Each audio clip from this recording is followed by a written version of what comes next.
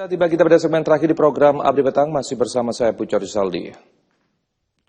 Pemirsa, pagelaran tari balet dari Flores Classical Ballet School dalam pertunjukannya konsisten tentunya membawakan tema budaya Indonesia. Dalam pagelaran 2024 ini tampil membawakan tema cerita tradisional rakyat Lutung Kasarung. Pemilihan tema bertujuan untuk bisa melestarikan budaya dan juga menyampaikan pesan-pesan moral.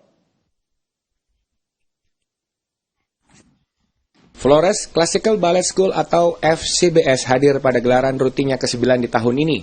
Salah satu sekolah balet yang terverifikasi dan berstandar internasional sejak 1986 ini selalu membawa tema budaya melalui berbagai cerita rakyat di Indonesia.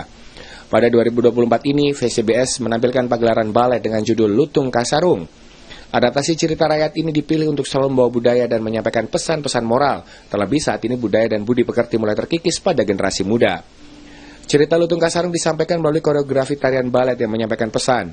Director dan Vice Director Flores Classical Ballet School Winadi Yuwono dan Astrella Charlene menjelaskan, melalui interpretasi dalam gerak balet klasik, pihaknya berharap dapat menghidupkan kembali nilai luhur dan memperkenalkan budaya Indonesia melalui balet hingga kostumnya yang membawa motif batik dalam semua desain.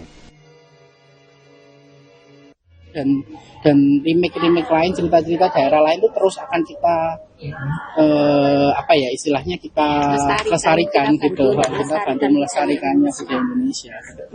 Mungkin dari kita juga pesan moralnya buat anak-anak itu bisa tersampaikan melalui cerita daerah, karena saat ini kadang anak-anak zaman sekarang ini sangat pinter-pinter, luar biasa, tapi kita harus juga membangun moralnya mereka, karena moral itu di atasnya ilmu harusnya. Jadi kita maunya hal itu bisa tersampaikan melalui cerita yang akan kita sampaikan, seperti yaitu kita nggak boleh iri sama orang lain, kita nggak boleh dengki, kita harus bisa menghargai orang lain, punya budi pekerti kayak gitu.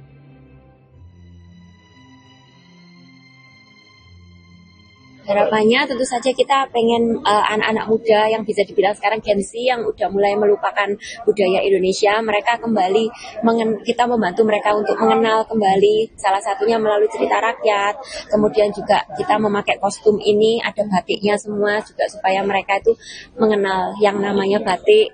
Seperti itu. Dan satu lagi mungkin dengan kita mengumpulkan semua anak, semua murid-murid ini supaya mereka juga bisa saling mengenal, kita juga ngasih kesempatan yang sama pada anak-anak daerah untuk bisa sama-sama perform di panggung yang besar ini.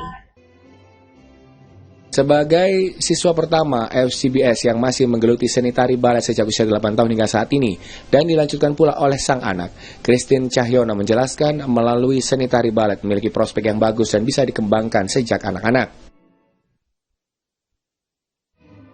Berharap supaya balet itu menjadi suatu kesenian yang bukan awam ya buat orang-orang ya. Jadi kan sekarang lebih banyak terbuka ya. Jadi waktu zaman dulu sedikit resources gitu untuk balet. Kalau sekarang itu sudah lebih banyak gitu. Jadi berharap anak-anak itu lebih mendalami gitu loh. Jadi prospeknya bagus sih kalau misalnya didalami dia.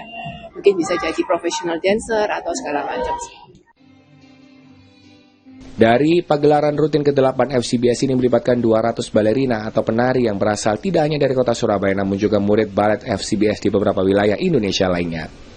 Melalui cerita inspiratif dari gerakan tarian balet dan kostum yang disiapkan sekitar 6 bulan sebelum pagelaran, tidak hanya hasil dari latihan teknis yang difokuskan namun penanaman karakter, kerjasama dan kreativitas para siswa, serta dukungan dari orang tua juga diapresiasi.